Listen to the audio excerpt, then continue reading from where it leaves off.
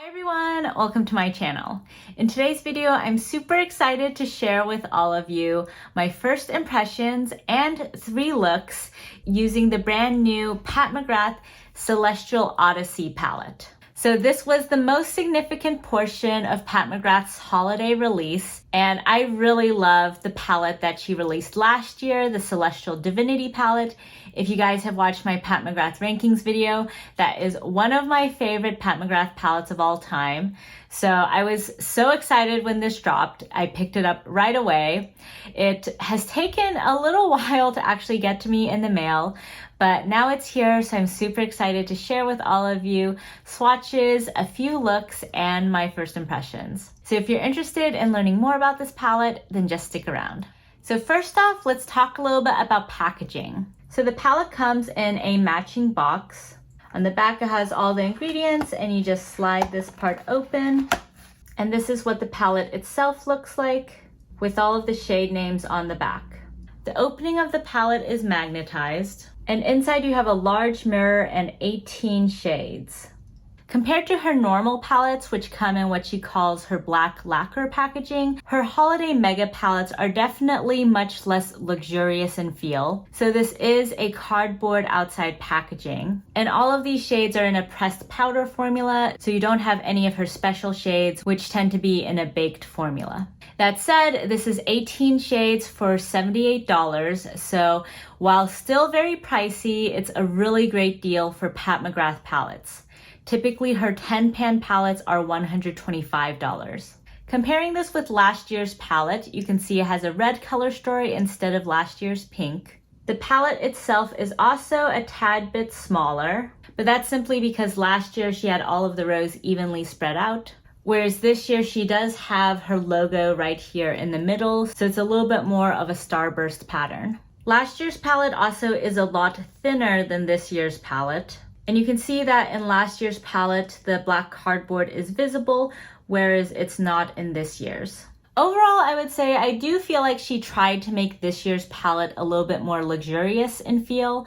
So it is a little bit heavier, and because you don't see the black cardboard, it looks a little bit more luxe. I'm personally not the biggest fan of this logo in the middle. I think she probably did it just to shake things up and make the palette itself a little bit larger, but I feel like it looks a little bit cheap. So that's the one thing I don't like about the new packaging. But overall, for the price, I think this is a really great deal for Pat McGrath shadows. The last thing I'll note about the packaging is these little strings can be a little bit annoying simply because even though they are to keep the palette open, they also sometimes accidentally lead to the palette closing.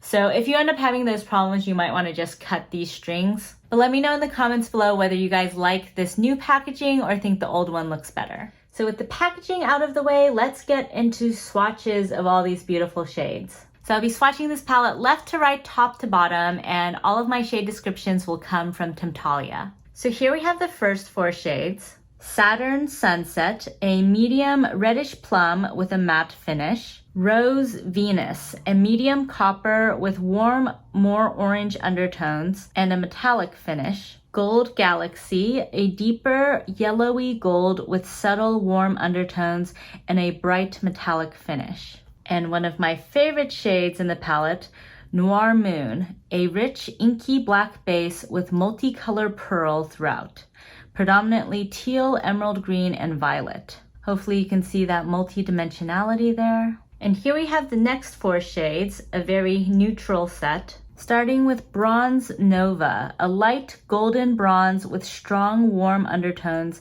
and fine flecks of pink and gold micro glitter over a metallic finish. It might be hard to see in the swatches, but this one definitely has a slightly different texture than the rest of them, which is from the micro glitter. Next we have Nocturne, and this is a darker brown with subtle warm undertones and a matte finish. Next we have Galactic Glow, a light golden beige with strong warm undertones and a bright metallic finish. One thing you can probably already tell is this is overall kind of a warm tone palette. And this texture is actually really interesting. As I build it up, it feels a little bit like her most recent Skin Show shade in her Utopian Dream palette. So it has a little bit more of a wet texture in comparison to a lot of her previous champagne shades. And then we have Sun Rose Amber, a light medium brown with moderate warm tones and a matte finish. And here we have the next four.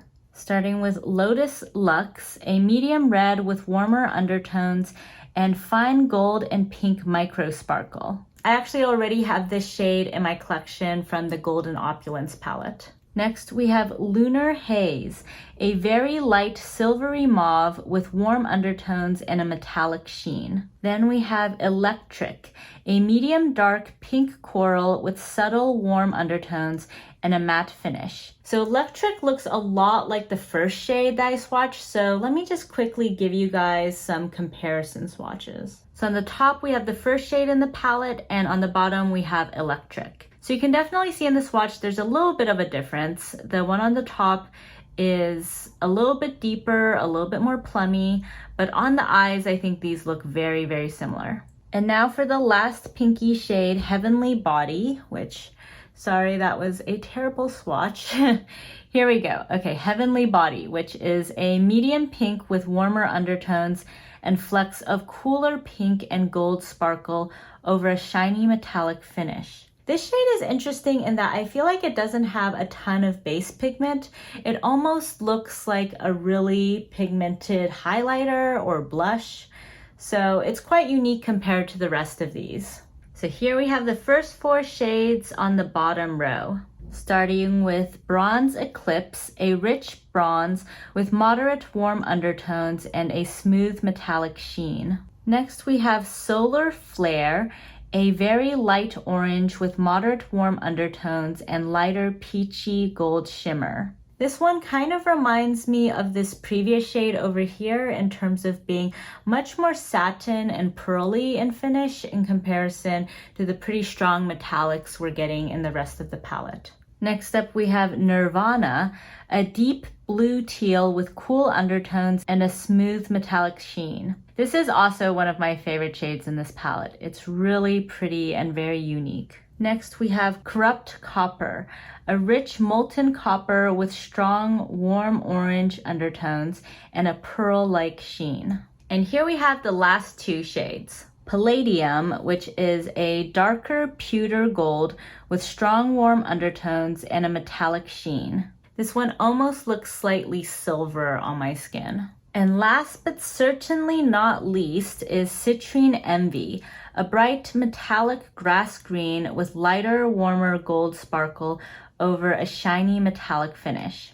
Also one of my favorite shades in this palette. So here we have all of the shades swatched. As you can see, this is overall a pretty neutral, pinky, peachy, golden palette, but with a few pops of cool tones. A quick note about repeat shades. So if you're a big Pat McGrath fan, you might have a few of these shades in your collection already. In particular, Corrupt Copper here was previously available as a single. Bronze Eclipse over here is available in Midnight Sun. Rose Venus was also previously available as a single, and Lotus Luxe was previously released in Golden Opulence. So I don't have any of her singles, but I do have Golden Opulence, so in case you guys are curious, this is how they look side by side. I would say that overall, the color stories are actually quite similar between this palette and Golden Opulence. They both run very neutral, pinky, peachy, with pops of pink and gold. So if you really liked Golden Opulence or if you missed out on it, then this palette is a really great option for a similar color story,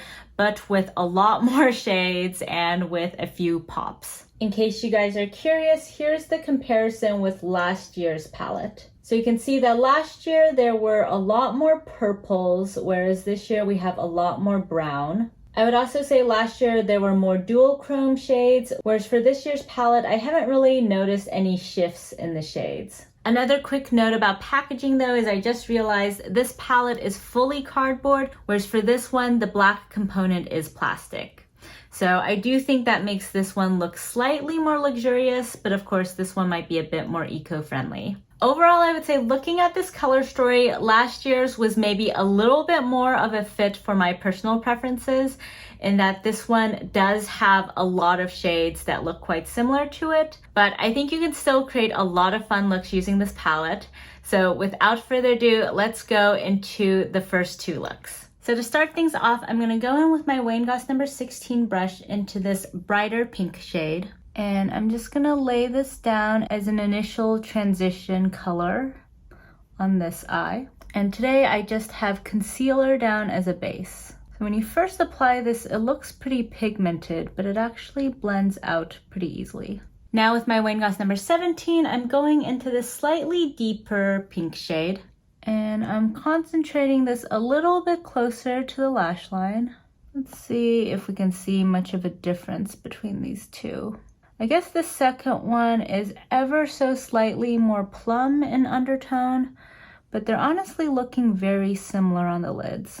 I don't know, let me know if you guys can tell a difference between this shade and the faint pink shade that I have on from previously.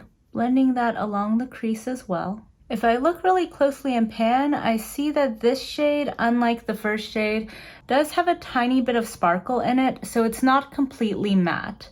But I would say on the lids, I'm not really seeing much of the sparkle, so they're not as different when actually applied and blended out. So now with my Wayne Goss number 19, I'm gonna go into this deepest shade over here. And I'm just gonna concentrate this in the outer corner. So you can build up the shade to actually look quite deep, which is great, because one thing I was a little bit worried about with this palette is that there's not a lot of deep shades. It's basically this one and then two really shimmery deep shades. But I'm glad to see that you can build this up for more opacity. So now let's bring some shimmer to this party. So first off, I'm gonna take this shade over here and just dab this all over the inner 2/3 of the eye. This is a really pretty everyday shade. It has some pink, some peach, some gold in it. And then with my Chikuhodo GSN 9, I'm going into this slightly lavender gray shade and sweeping this on the inner third, just packing it on there. Ooh, that adds a really nice, slightly cool element to this look. And then since we're just playing around today, I'm gonna take the other side of my brush and go into this orangey shade and just use this on the edge to transition from the brown to the shimmers. And then going back with some of that deep brown shade, I'm just gonna make sure we add some of that depth again and just work on blending out any edges. Just gonna take a little bit more of that initial pink shade as well on my Wayne Goss number 17, just to bring that shade back. So you can see that has much more of a punch now. Then on the lower lash line, I'm gonna start with that matte pink again. So this is the slightly lighter one that is fully matte. And use my Wayne Goss number 14 just to sweep that all over my eye bag. And then with my soft definer, with a little bit of that dark brown, I'm taking that on the outer third, just to add enough dimension to match the top. And then for the lower lash line, I'm going into this shade, which I feel like has a lot of the general vibes of pink and peach that we have on the lid. And then I'm gonna run this all over the inner 2/3. I find that's a little bit easier to apply satin shades on the lower lash line in comparison to the more glittery ones. And then finally, I'm just gonna take some of that light lavender shade and concentrate that on the inner third just to match the lid. And with my mini booster from Sonia G, I'm going to this shade for the inner corner. Dab that there. And also use that same shade on the brow bone. Okay, so this is a little bit more glittery than what I would like for the brow bone. I don't know if you guys can see that, but you can still sort of see the individual glittery particles. So I'll definitely try a different shade on the other side. Really pretty on the inner corner though. So for this eye, I'm gonna do more of a cool toned look. So I'm gonna first go in with my reference number 16 into this slightly lighter matte brown shade. And I'm just gonna lightly sweep this all over the crease and outer third of this eye. I love how easily these mattes are blending out. When you first apply them, they can look a little bit intimidating as a transition color, but once you start blending them out, they're really easy to work with. So to add a little bit more dimension, I'm gonna go in now with my reference number 15 into this darker Satin Matte shade and see how this performs in the crease area. I find that typically for these more satin metallics from Pat McGrath, you can definitely use them as a transition shade or as a crease shade. You don't have to reserve them just for the lid area. And that is definitely holding up for this shade as well. I feel like it's blending out really easily. Definitely adding a little bit of shine to the crease. So if you're not into that, then stick to the mattes. But I think this is really, really pretty. Alrighty, so now for the really fun high impact shades. So let me first go into this green shade over here, which is definitely one that I want to do a look all around at some point because I really love this shade. Wow, just look at that. It's such a pretty color. Oh my gosh. I saw a bunch of her promo pics with this shade, and in particular some runway looks that she did with it, and it's just really, really gorgeous. And now I'm gonna go into this cerulean shade over here, but before I touch it, I did just wanna briefly point out that it has some slight bubbles in the texture. I don't know if you guys will be able to see this clearly in the camera, but this did happen to me a couple times before with some of her other shades. So Lapis Luxury in her Decadence palette also had this issue, and it's actually a very similar color. So I've been assured from her team that it's fine to use these shades even if they have these bubbles in them. But I did just want to point that out because I personally really don't like the appearance of bubbles, and I actually returned the first Decadence palette I received. Unfortunately, the second one still had the same issue, so I'm not going to return this one because I figure at this point this is just a problem with this sort of cerulean type of shade that she develops. But in case you really hate the appearance of little bubbles, just be forewarned. Okay, so now I'm just gonna put my finger in and flatten out these little bubbles and take some of that pigment and sweep this all over the center of the lid. And I'm gonna go in back later and actually blend these shades together, but for now they can be separate. And then finally, I'm gonna take just a little bit of this deepest shimmery shade. And this is such a gorgeous shade. I don't know if you'll be able to see this in this little swatch here, but there's an amazing amount of multidimensionality to this shade. So many different colors of glitter. I think you could do a gorgeous look using just the shade by itself. Alright, so now that we have these three together, I'm gonna just go in now with a clean Rephr number 14 brush and just slowly work the edges to make sure that all of these shades blend in together and into the browns. And now with my soft definer again, I'm going into this shade to start out and just sweeping this all over the lower lash line. And then with my Sonia G Builder, I'm gonna mimic what I have on the lid by starting with this green shade, sweeping that on the inner third, then going in with that cerulean shade, and finally taking a little bit of that deepest shade. And then cleaning off that brush, I'm just gonna try to blend that all together by lightly sweeping this brush across the shades. And now with my mini booster clean, I'm going into this shade for the inner corner on this side. Okay, that did not pick a whole lot up on the brush. Try dipping in again. This might be more of a finger application shade. I think this is a shade that's better suited for all over the lid. And then for the brow bone, I'm gonna use this shade since it seems to be a little bit more of a satin finish. And then just lightly sweep that on the brow bone. And yeah, I think that shade works a lot better as a brow bone highlight in comparison to the shade I used on this side. So here we have the completed eyeshadow looks. So I'm gonna go off now, apply some eyeliner, and then show you guys the final look. So here we have the final look. So on this side, we have a much more neutral, pinky, warm look. You could definitely adapt this look to be a little bit more subdued for just everyday wear. And then on this side, we have a much more smoky, cool-toned look with some really fun pops of blue and green. So now let's get into look number 3. So for the final look, I'm gonna make sure to hit these 3 shades that I haven't used yet, but also hopefully I can still keep this a relatively colorful look. To start off this look though, I'm gonna go into this matte, which is the slightly more plummy of the 2 pink mattes. And I'm gonna use this as my transition shade. I wasn't the most impressed with this shade in the first look that I did. I felt like it was slightly worse at blending in comparison to the other pink. So I just want to give it another chance to see how it goes by itself. And today I just have a tiny bit of concealer on my lids. Okay, I definitely put on too much on this side, so I'm gonna have to deepen things up on the other side just to make sure things are even. Okay, on the second application, I'm not having any issues with the shade. The first time I used it, it was settling into some of my eye creases, but it doesn't seem to be doing that this time. I still do think though having this and this is really redundant in this palette. This one technically has some shimmers in it, but as you can see on the eye, it really just comes across as a normal matte. So next up for some depth, I'm gonna go back into this shade over here because this is one of my favorite shades in this palette.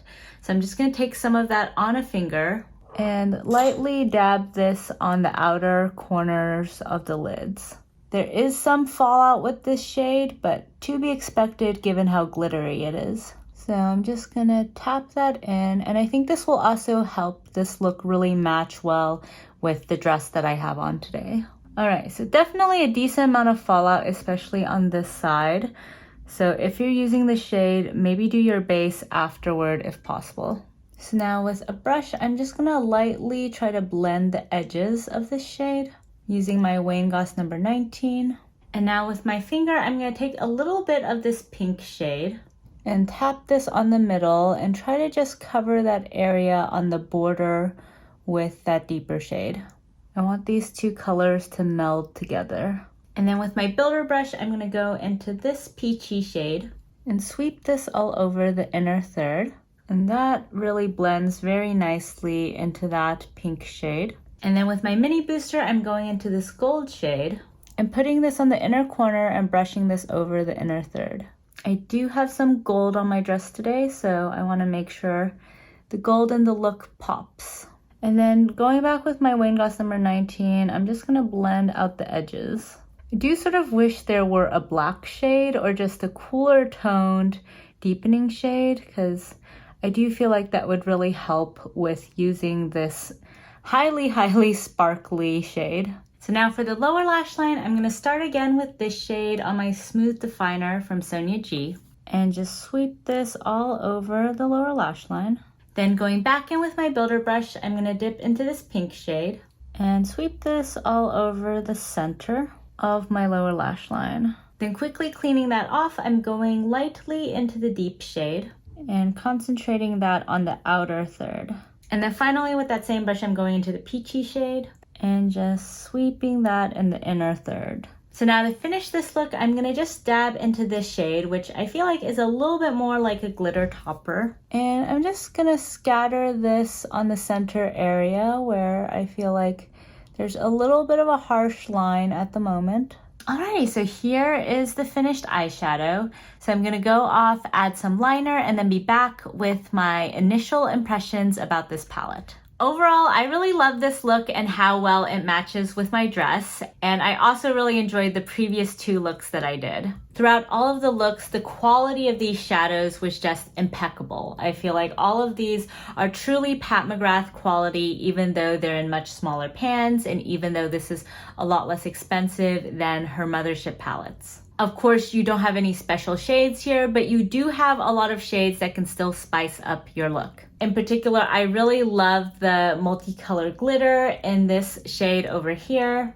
And I really enjoy that she put these two pops of blue and green in. The rest of the palette does run a little bit monochromatic, so I will say that there is a lot of duplication. Like for example, this shade and this shade, we only really needed one of. This shade and this shade, though in different finishes, come across very similarly on the lids. And then there's a bunch of these sort of pinky peachy shades. So this one, and this one. So overall, compared to last year's palette and also compared to Pat McGrath Mothership palettes, I will say that this one reminds me a little bit more of a Natasha Denona palette in the sense that you have a lot of very similar shades, just in different finishes. That said, I think this is a really user-friendly palette. So if you often look at Pat McGrath palettes and think, wow, how am I gonna use all of those shades and textures?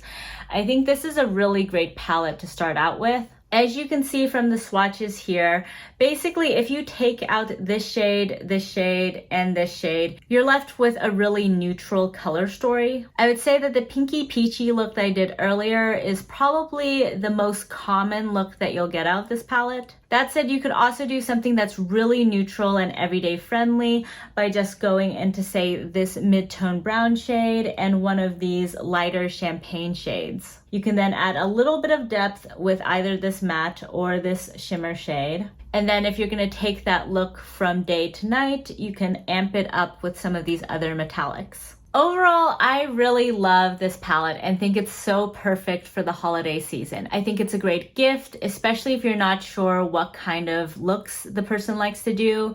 This palette really has you covered both for everyday neutral looks, but also with a few pops. Also, compared to some of the other holiday releases, I would say that this one is a really great deal in terms of how much you can do. I mean, I don't want to throw any shade, but you guys know my whole experience with the Charlotte Tilbury Smoky Eyes Are Forever palette, which let's just say is only $3 cheaper than this, but I would say this palette is definitely, at least for me personally, way more worth it. Also, as much as I love some of the face palettes that are coming out with the holiday season, this one is just so much more versatile in terms of how much you can play around and have a lot of fun.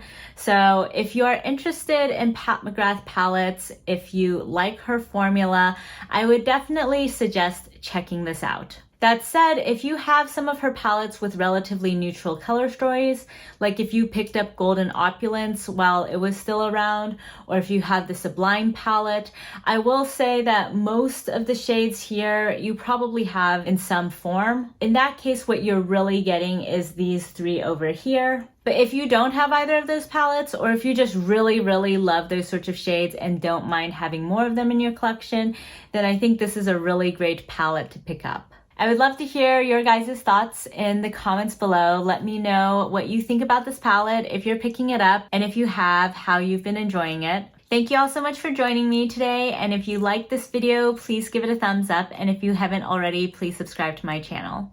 Thank you all so much for the support, and I'll catch you next time. Bye!